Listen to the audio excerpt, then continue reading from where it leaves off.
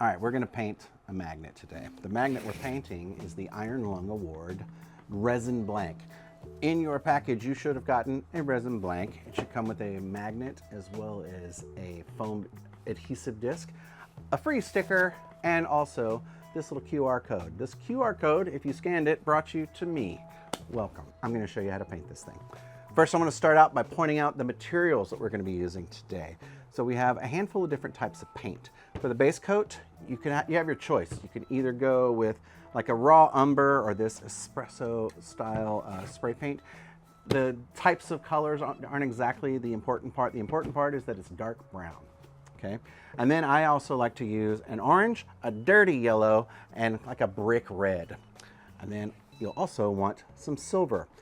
I like using the silver Rub and Buff. You can also use a silver Sharpie.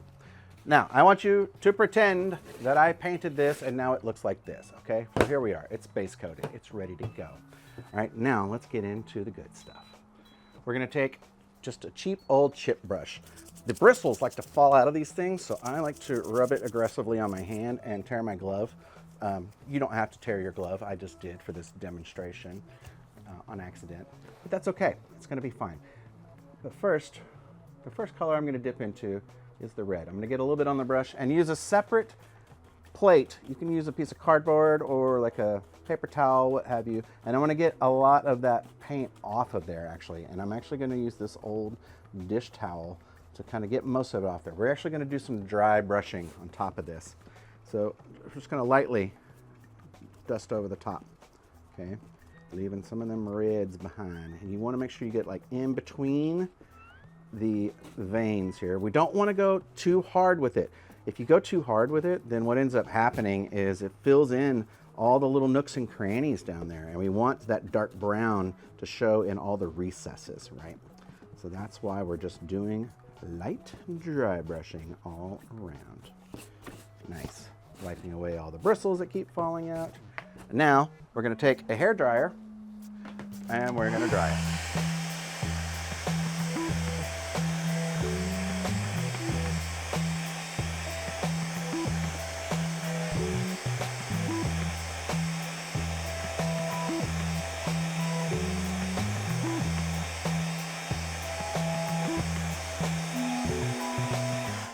Good enough.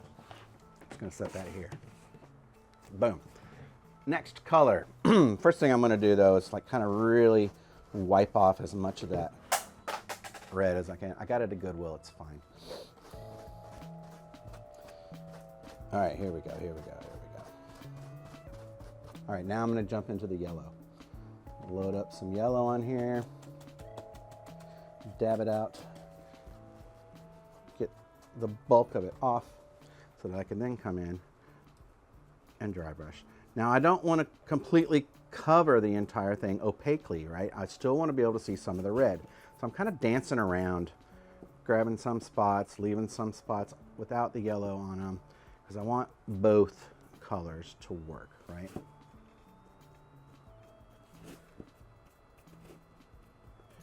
And if you go too far with one color, it's okay. You can always come back and add more of the other color if you feel like it needs it. Here we go. Blow dry.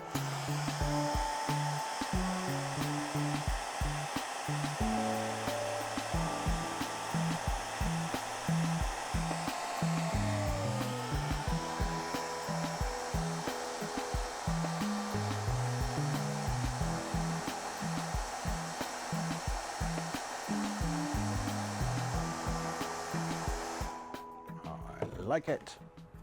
Stay. All right, now, here we go. We're cleaning off the brush again. I like just wiping it off here as opposed to dipping it in water. We are dry brushing, which means you want a dry brush. Now we're going to go into the orange. I like using this bright, bright orange. Since we're doing a dry brush on top, the colors that are underneath are going to also show through. So it's kind of a translucent orange that we'll be actually putting on there. So you don't want it to be super like a traffic cone. Like we don't want that color to show through. We just want it to look rusty. So I'm, again, just dancing around on here. I don't want to cover up all of my yellows. I want it to work with the yellows. If you see some parts that are way too just dark brown, one note, paint over that. But remember, it's just light, light, light, dry brush, skipping over the top. We're not digging deep.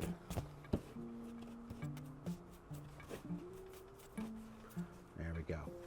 And again, if you feel like you need to, you can always come back and hit it with different colors. See, I want to like make some more of the yellows pop.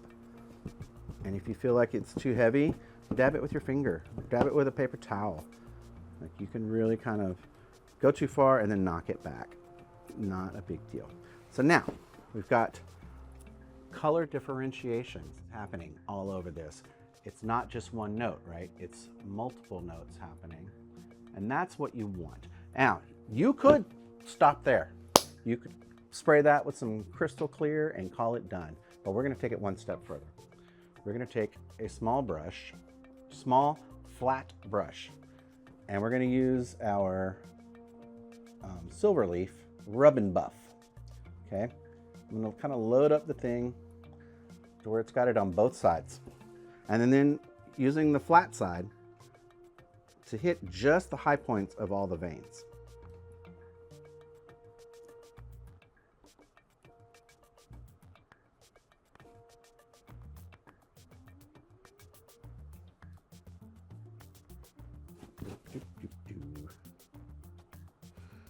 There we go.